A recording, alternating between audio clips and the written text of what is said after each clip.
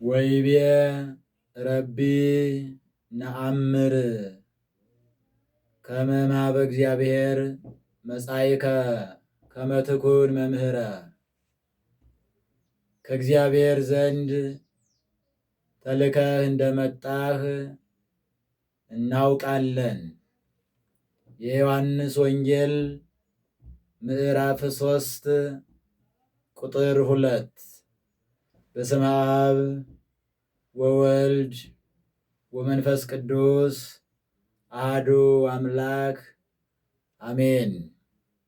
በአንድነቱ ምንታዌ ሁለትነት በሦስትነቱ ርባይ አራትነት ሳይኖርበት ዘወትር በአንድነት በሦስትነት የሚመሰገን የሚመለክ አምላካችን እግዚአብሔር በፈጠረው ፍጥረት አንደበት ሁሉ ስሙ ለዘላለም የተመሰገነ ይሁን።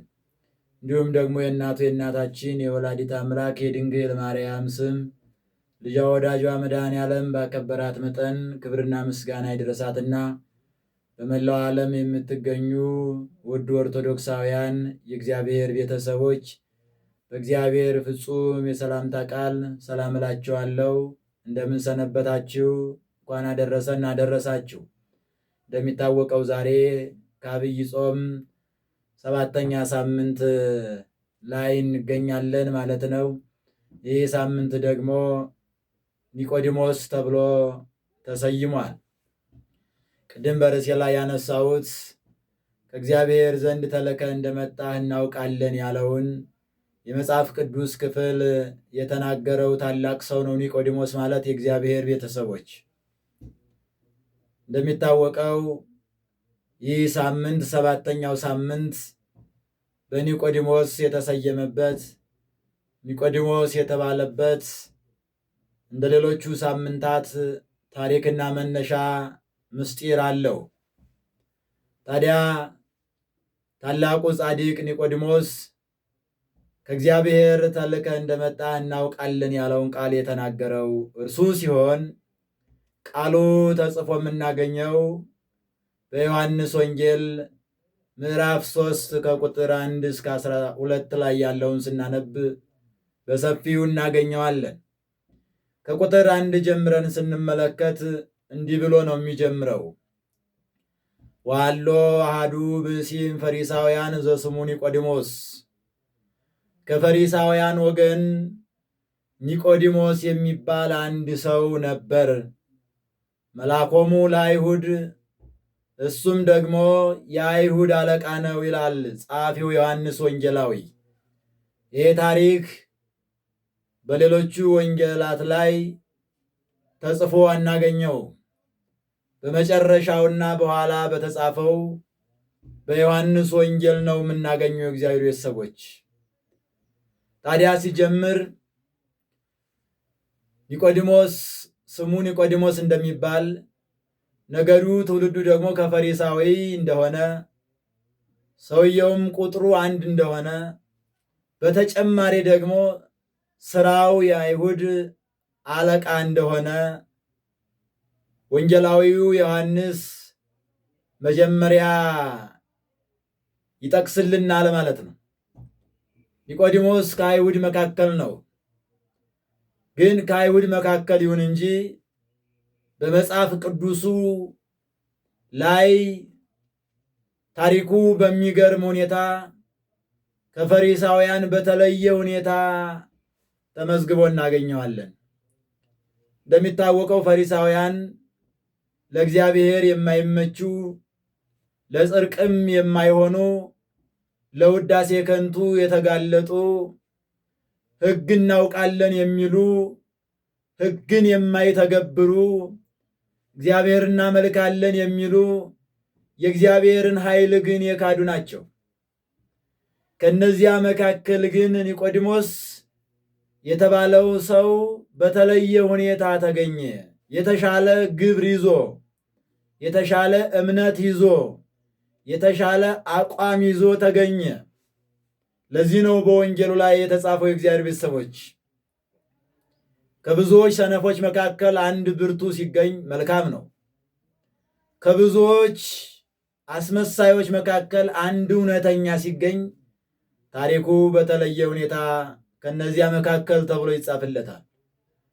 በኦሪቱም ስንመለከት በሕገ ልቡናም ስንመለከት አዎ ከብዙዎቹ መካከል ለእግዚአብሔር የታመነ አብርሃም አለ፣ አብርሃም ነበር። ከብዙዎቹ መካከል ለእግዚአብሔር የታመነ ንጹሕ የሆነ ኖህ ነበር። ከብዙዎቹ መካከል ለእግዚአብሔር ታዛዥ የሆነ ሙሴ ነበር እያለ መጽሐፍ ቅዱስ ይጠቅስልናል ደጋጎቹን።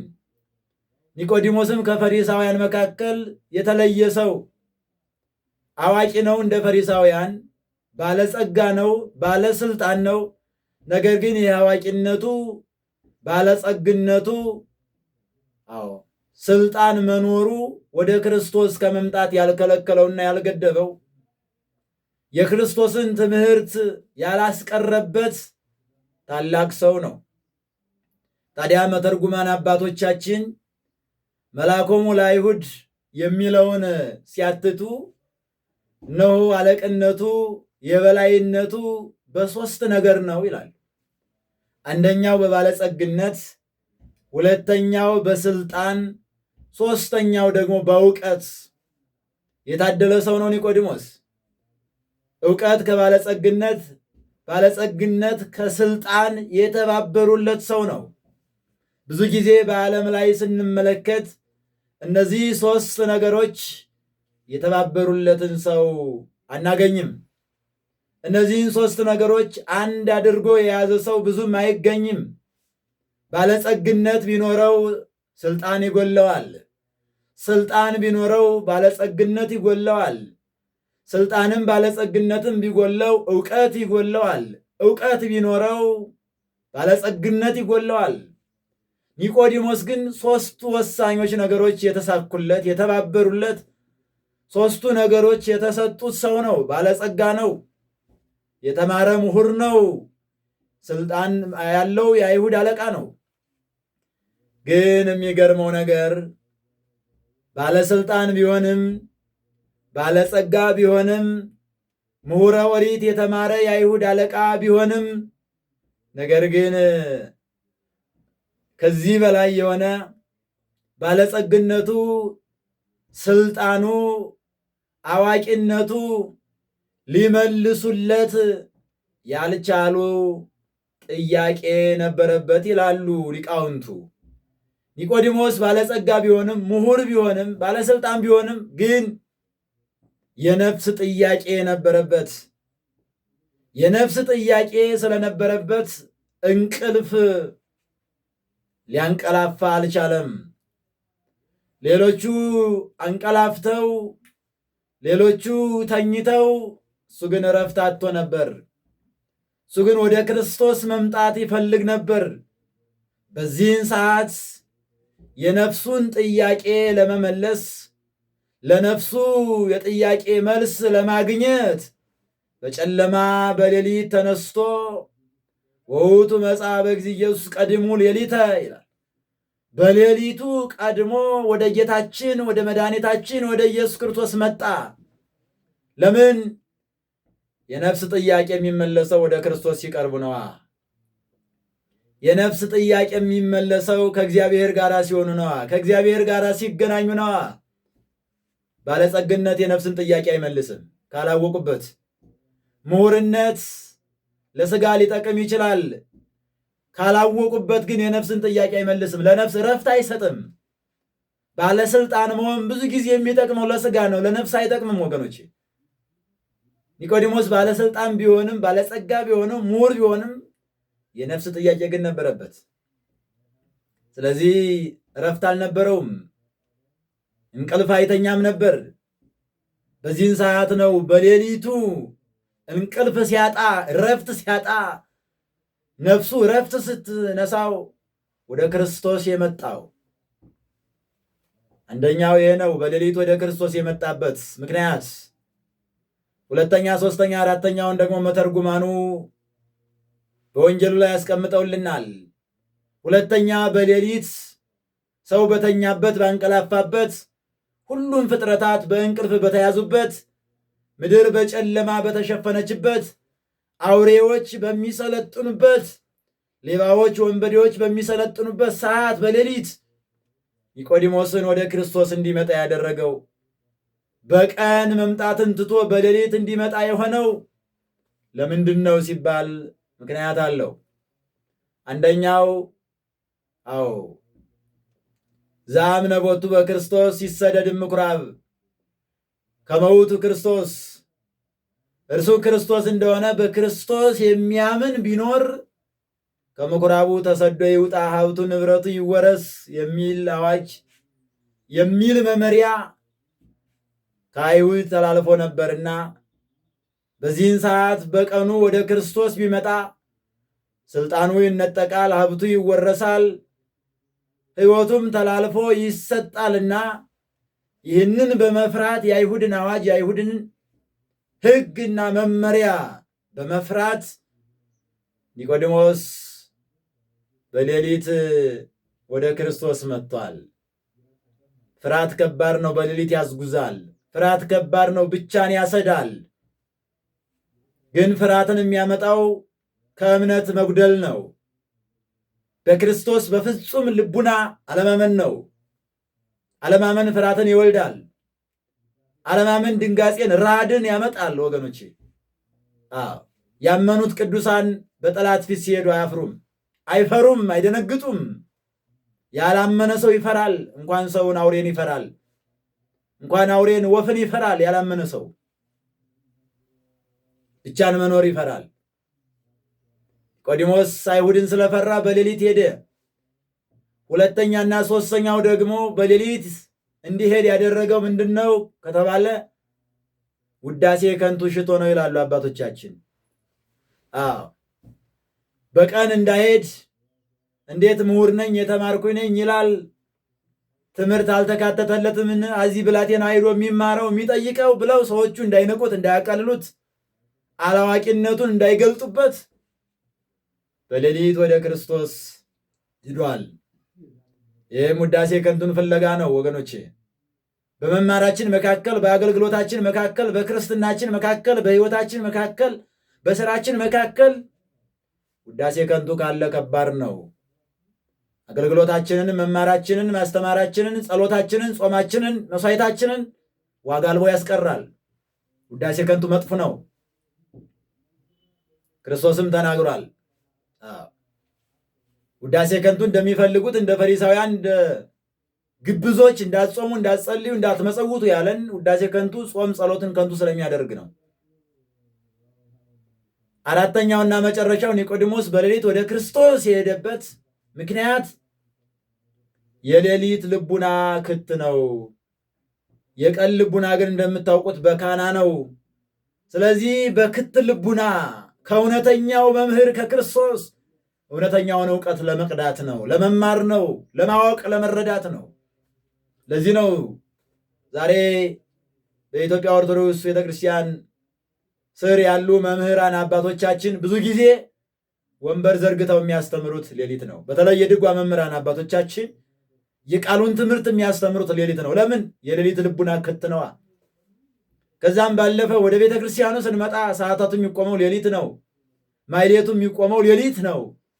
የሌሊት ምስጋና ከቀኑ ምስጋና የተለየ ነው። ቀን እንደምታውቁት ነው። ልጄን ትምህርት ቤት አድርሼ ልምጣ፣ ልጄን ልቀበል የሚለው ስራው ቀረብኝ የሚለው ብዙ ነው። ሌሊት ግን ይሄ የለም። ይህንም በማሰብ ነው ኒቆዲሞስ በሌሊት የመጣው። ኒቆዲሞስ በሌሊት መጥቶ ደግሞ የሚደንቀው ነገር ክርስቶስን ማግኘቱ ነው። እንኳን በሌሊት እኮ በቀን ሄደን የማናገኛቸው ሰዎች አሉ አይደል? አንዳንድ ባለስልጣናት በቀንም ተሄዶ አይገኙም። እንኳን በሌሊት ከቢሮአቸው አይገኙም፣ ከመስሪያ ቤታቸው አይገኙም፣ ከቤታቸው አይገኙም። አማናዊው መምህር፣ አማናዊው ንጉሥ፣ አማናዊው ባለስልጣን መድኃኔ ዓለም ኢየሱስ ክርስቶስ ግን በሌሊትም በቀንም ተፈልጎ የማይጠፋ ነው፣ የሚገኝ ነው፣ የማይርቅ ነው ለሚፈልጉት። ኒቆዲሞስ በሌሊት ሄደ፣ ክርስቶስም ወንበሩን ዘርግቶ ሲያስተምር አገኘ። ከዚህ በኋላ ወይቤሎ ረቢ ነአምር ከመ እምኀበ እግዚአብሔር መጻእከ ከመ ትኩን መምህረ፣ እነሆ ከእግዚአብሔር ዘንድ ተልከህ እንደመጣህ እናውቃለን። መምህር ትሆን ዘንድ ተልከ እንደመጣ እናውቃለን። መምህር ሆይ ካለ በኋላ እስመ አልቦ ዘይክል ይግበር ዘንተ ተአምረ ዘአንተ ትገብር፣ አንተ የምታደርገውን ታምራት፣ አንተ የምትሰራውን ስራ፣ አንተ የምታስተምረውን ትምህርት ማስተማር የሚቻለው ማንም የለም። ዘእንበለ ዘእግዚአብሔር ምስሌሁ፣ እግዚአብሔር ከሱ ጋር ከሆነለት በቀር ብሎ ይህን ቃል ተናገረ ኒቆዲሞስ። አዎ እውነት ነው። ከእግዚአብሔር በቀር እግዚአብሔር ካደረበት ሰው በቀር እንዲህ ያለውን ትምህርት የሚያስተምር ማንም የለም። ምስጢር የሚገልጥ እግዚአብሔር ነው። ጨለማውን ብርሃን የሚያደርግ እግዚአብሔር ነው። የወደቁትን የሚያነሳ እግዚአብሔር ነው። ፈልገውት የማይታጣ እግዚአብሔር ነው። የተበደለውን የሚያውቅ እግዚአብሔር ነው። የጎደለውን የሚያውቅ እግዚአብሔር ነው። ኃጢአትን ይቅር የሚል እግዚአብሔር ነው። አዳጌ በቀል እግዚአብሔር ነው። ታሪክን የሚቀይር እግዚአብሔር ነው። የወደቁትን ከፍ የሚያደርግ የሚያነሳ እግዚአብሔር ነው። ስለዚህ አንተ የምታደርገውን ታምር ማድረግ የሚቻለው ማንም የለ አለ። እውነት ነው። እግዚአብሔር የሚያደርገውን ማን ያደርጋል? ሰማይን ያለ ባላ የዘረጋ እግዚአብሔር ነው። ምድር ያለ ካስማ የመሰረተ እግዚአብሔር ነው። ሰውን ባሪያውና በአምሳሉ የፈጠረ እግዚአብሔር ነው። መላእክትን የፈጠረ እግዚአብሔር ነው። ዓለማትን የፈጠረ እግዚአብሔር ነው። መዓልትና ሌሊቱን የሚያፈራርቅ እግዚአብሔር ነው። በጋና ክረምቱን የሚያፈራርቅ እግዚአብሔር ነው። ዓለምን በዝናብ አብቅሎ በፀሐይ አብስሎ የሚመግብ እግዚአብሔር ነው። ሰጥቶ የማያልቅበት ባለጸጋ እግዚአብሔር ነው። ወገኖቼ ግዛት ሳይኖር ሰራዊት ሳይኖር ሕዝብ ሳይኖር የነገሰ እግዚአብሔር ነው። ማንም ማመልከቻ ሳያስገባ ፍጥረታትን የፈጠረ በቸርነቱ እግዚአብሔር ነው። ስለዚህ እንደ እግዚአብሔር ያለ ማን አለ? ኒቆዲሞስ ይህን ቃል ተናገረ። ይህን ቃል ሲናገር አምላካችን መድኃኒታችን ኢየሱስ ክርስቶስ ደግሞ እንዲህ አለው፣ አማን አማን እብለከ ዘይተወልደ ዳግመ ኢየርያ ለመንግሥተ እግዚአብሔር፣ እውነት እውነት እልሃለሁ ዳግመኛ ያልተወለደ አለው የእግዚአብሔርን መንግሥት ሊያይ አይችልም አለው። አያችሁ፣ ቅድም መጀመሪያ ብያቸዋለሁ። ኒቆዲሞስ የመጣው የነፍስ ጥያቄ ኖሮበት ነው። የነፍስ ጥያቄ የሚመለሰው ደግሞ ዳግም በመወለድ ነው። የነፍስ ድነት የሚገኘው ደግሞ ዳግም በመወለድ ነው። ስለዚህ ዳግም ተወልዶ የነፍሱን ድነት የሚያገኝበትን መንገድ ክርስቶስ ነገረው። ዳግመኛ ካልተወለድክ፣ ልጅነትን ገንዘብ ካላደረግ የነፍስ ጥያቄ አይመለስልህም እያለው ነው። ነፍስህ ድነትን አታገኝም እያለው ነው። በይህን ጊዜ ኒቆዲሞስ ምን አለ? እፎ ይክል ሰብ ዳግመ ተወልዶ እምድረ ልቀ፣ ሰው ካደገ ከሸመገለ በኋላ ዳግመኛ መወለድ እንደምን ይቻለዋል? ይክልኑ በወያ ወገቢያ ውስጥ ተከርሰሙ ዳግመ ይትወለድ፣ ዳግመኛ ይወለድ ዘንድ ወደ እናቱ ማኅፀን መመለስ ይቻላልን? ይህ ነገር እንዴት ይሆናል አለ ኒቆዲሞስ። የሥጋ ልደት መስሎት ነው። አዎ አምላካችን መድኃኒታችን ኢየሱስ ክርስቶስ ግን ይህን ካለው በኋላ ደገመና ምን አለው? አማን አማን እብለከ ዘይተወልደ ዳግመ እማይ ወመንፈስ ቅዱስ ኢየርያ ለመንግሥተ እግዚአብሔር፣ እውነት እውነት እልሃለሁ ዳግመኛ ከውሃና ከመንፈስ ያልተወለደ የእግዚአብሔርን መንግሥት ሊያይ አይችልም፣ ወደ እግዚአብሔር መንግሥት መግባት አይችልም አለው። ለምን? ወደዚህ ዓለም የመጣ ነው ከአባት ዘር ከእናት ደም ተከፍሎ ሁለቱ አንድ ሆነው ነው።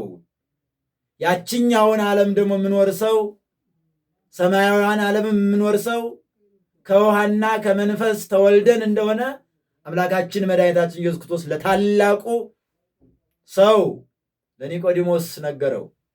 የምስጢራት ሁሉ በር የሆነውን የድነት ሁሉ መጀመሪያ የሆነውን ከእግዚአብሔር የምንወለድበትን ምስጢር በሌሊት ለሄደው ለኒቆዲሞስ ነገረው። በጨለማ ለሄደው ለኒቆዲሞስ ነገረው። በእውነቱ እንዲህ ሲል ኒቆዲሞስ እስመ ዘተወልደም ሥጋ ሥጋ ውእቱ፣ ከሥጋ የተወለደ ሥጋ ነው። ወዘተወልደም መንፈስ መንፈስ ውእቱ፣ ከመንፈስ የተወለደ ግን መንፈስ ነው። እስመ መንፈስ አበ ፈቀደ ይነፍእ ወቃሎ ትሰምዕ ወይታምር አበሄ ይመጽእ አበሄ ያውር፣ ንፋስ ወደ ፈለገው ይነፍሳል፣ ቃሉን ትሰማለህ፣ ነገር ግን ወደ የት እንደሚሄድና ወደ የት እንደሚመጣ አታውቅም። ከውሃና ከመንፈስ የሚወለዱትም ልደት እንዲህ ያለ ነው፣ ረቂቅ ነው፣ አይመረመርም አለው። ይህ እንዴት ሊሆን ይቻላል ብሎ ሲናገር ኒቆዲሞስ አንተ የአይሁድ መምህር አይደለህምን? የእስራኤል መምህር አይደለህምን? ይህንን እስካሁን አታውቅምን? በምድር ያለውን ነገር ስነግርህ ካላመንክ በሰማይ ያለውን ነገር ብነግርህ እንዴት ታምናለህ? አለው እግዚአብሔር። እዚህ ላይ አባቶቻችን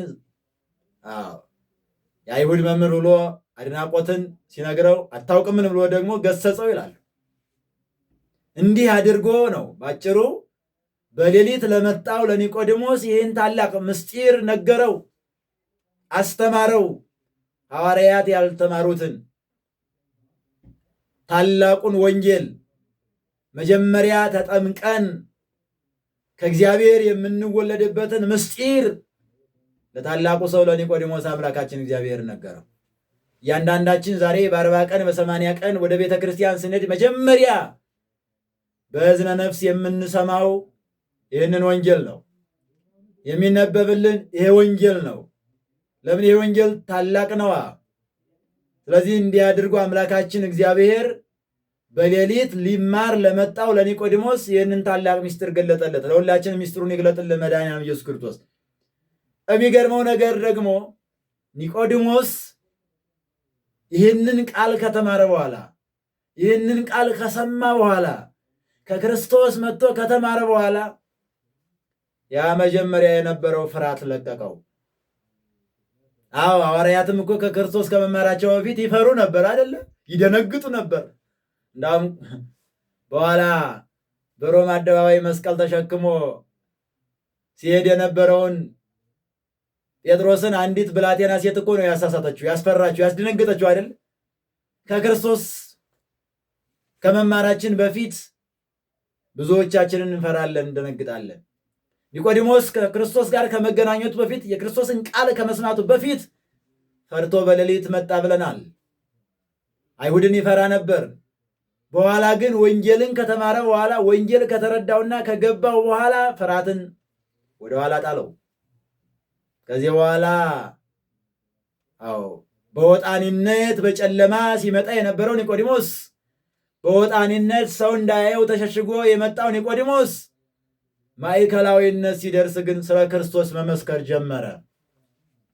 አይሁዳውያን በምቀኝነት ክርስቶስን በድንጋይ ለመውገር ሲያስቡና ሲነሱ፣ ለመግደል ሲነሱ ኒቆዲሞስ በዮሐንስ ወንጌል ምዕራፍ 7 ቁጥር 50 ላይ እንዲህ አለ።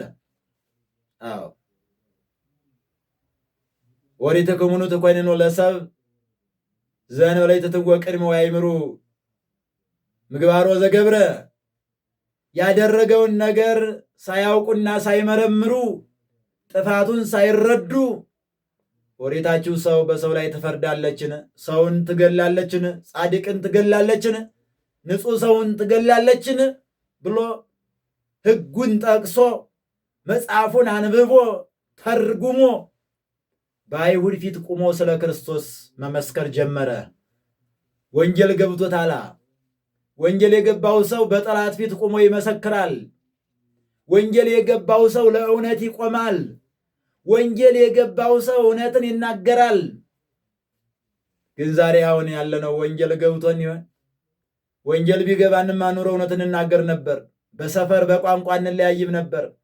አንተ አዚና አንተ አዚና እንበባል ነበር። ይሄ እኮ ውርደት ነው። ሰው የወንጌል መምህር ተብሎ የሊቅ መምህር ተብሎ የአንድ ጉባኤ መምህር ነው ተብሎ ግን በዘረኝነት መንፈስ ተጠልፎ ሲርመጠመጥ ይታያል። ይሄ አልገባውም ገና። ጉባኤውን ለስሙ ይዞታል። ስሙን ለስሙ ተሸክሞታል። የስም እኩል የግብር ስንኩል ሆኗል እንጂ ገና አልገባውም። ዛሬ እኮ በዓለሙ ብዙ መምህራን አሉ አይደል? ብዙ አባቶች አሉ አይደል? 4 ጉባኤያትን የሚያካሂዱ አባቶች አሉ አይደል? ብዙ ደቀ መዛሙርትን የሚያፈሩ አባቶች አሉ። ግን ሕይወታቸው ብዙም አይደለም። እንደ ኒቆዲሞስ እውነት ለመናገር ግን ወደፊት አይጓዙም፣ ወደኋላ ለሚመለሱ ከምንናገር ባንናገር ይሻለናል ይላሉ። ዝምታን ይመርጣሉ፣ ይፈራሉ፣ አይናገሩም እውነቱን። በሁለተኛም ደግሞ እንዳልኳችሁ ጎሰኝነት ያጠቃቸዋል፣ መንደርተኝነት ያጠቃቸዋል። ከጳጳሱ እስከ ሊቁ ጀምሮ ኒቆዲሞስ ግን ወንጌል በአግባቡ ስለገባውና ወንጌልን ስለተረዳ እውነትን መናገር ጀመረ። የለም ወዴታችሁ ንጹሕ ሰውን አትኮንን፣ አትፍረድ፣ በንጹሕ ሰውን አትግደል ትላለች ሳትመረምሩ። ስለዚህ እናንተ ምን መረምራችሁ?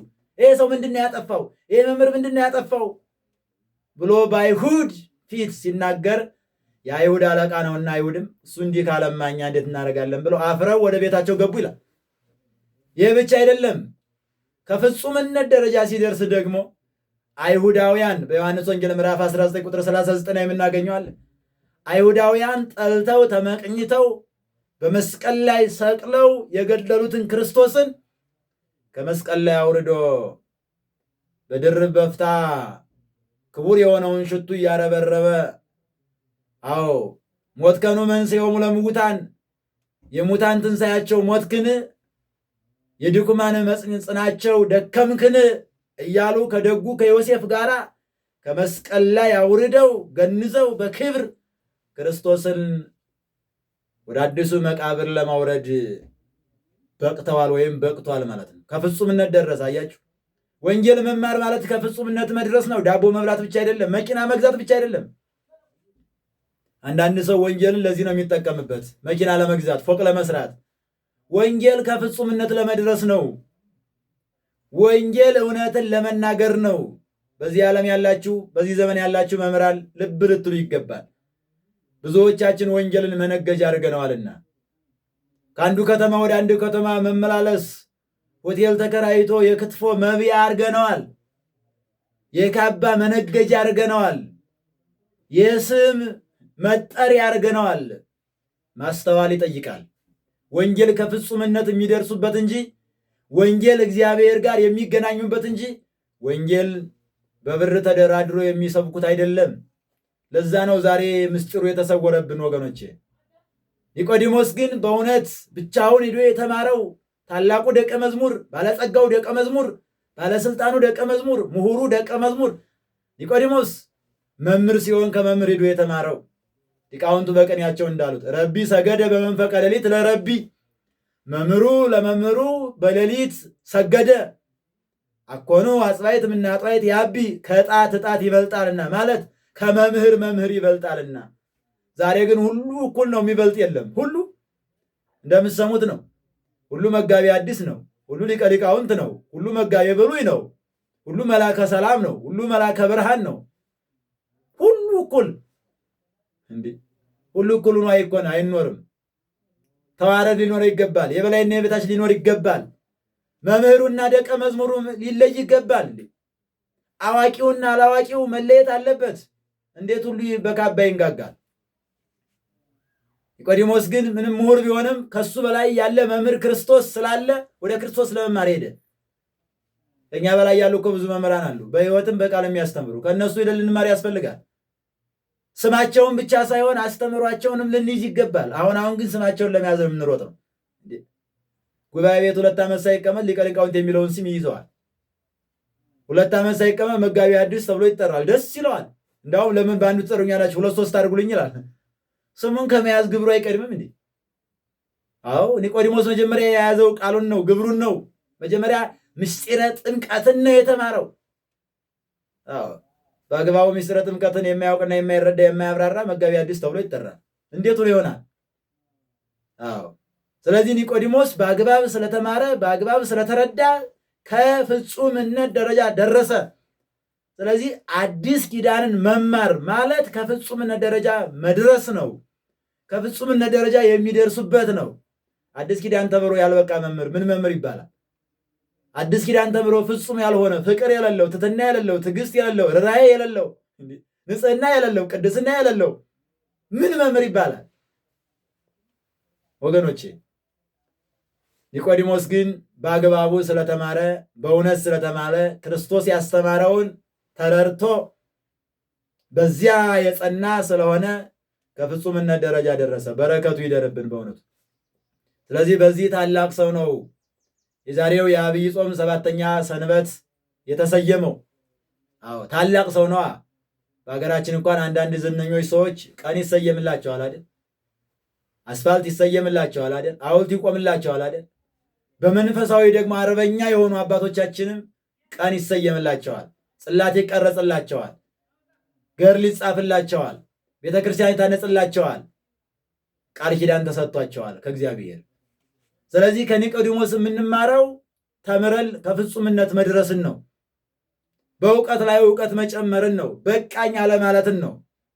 ሀብት አለኝ ትምህርት ምን ይሰራልኛል አለማለትን ነው። ስልጣን አለኝ እውቀት ምን ያደርግልኛል አለማለትን ነው። የበላዮቻችንን መጠየቅን ነው የምንማረው ከኒቆዲሞስ። ዛሬ ግን የለም፣ አንዱ ከአንዱ አይጠይቅም። ለምንም አንጠይቅ። የሀገራችን ታሪክ መጠየቅ አለብን። መጽሐፍ ቅዱስን መጠየቅ አለብን ወገኖች። ይህንን ያስተምረናል የዛሬው ታሪክ የዮሐንስ ወንጌል ምዕራፍ 3። ስለዚህ ምን አለ ታላቁ ጻድቅ ኒቆዲሞስ? ወይቤሎ ረቢ ነአምር ከመ እምኀበ እግዚአብሔር መጻእከ፣ ከእግዚአብሔር ተልከ እንደመጣ እናውቃለን አለው። አዎ መድኃኔ ዓለም ኢየሱስ ክርስቶስ ከእግዚአብሔር ተልኮ ከባሕርይ አባቱ ተልኮ ነው የመጣው ዓለምን ለማዳን። ራሱም ተናግሯል። አቡዬ ፈነወኒ ወአነ ተፈነውኩ፣ አባቴ ላከኝ እኔ ተልኬ መጣሁ ብሏል። ሰው ለመሆን ዓለምን ለማዳን በመስቀል ላይ ተሰቅሎ። ስለዚህ የእግዚአብሔር ቤተሰቦች ከዚህ ታሪክ ብዙ እንማራለን። የጻድቁ የኒቆዲሞስ በረከቱ ይደርብን። እንደሱ ተምረን ከፍጹምነት ደረጃ እንድንደርስ አምላካችን እግዚአብሔር ይፍቀድልን። ስብሐት ለእግዚአብሔር ወለወላዲቱ ድንግል ወለመስቀሉ ክቡር። ይቆየን።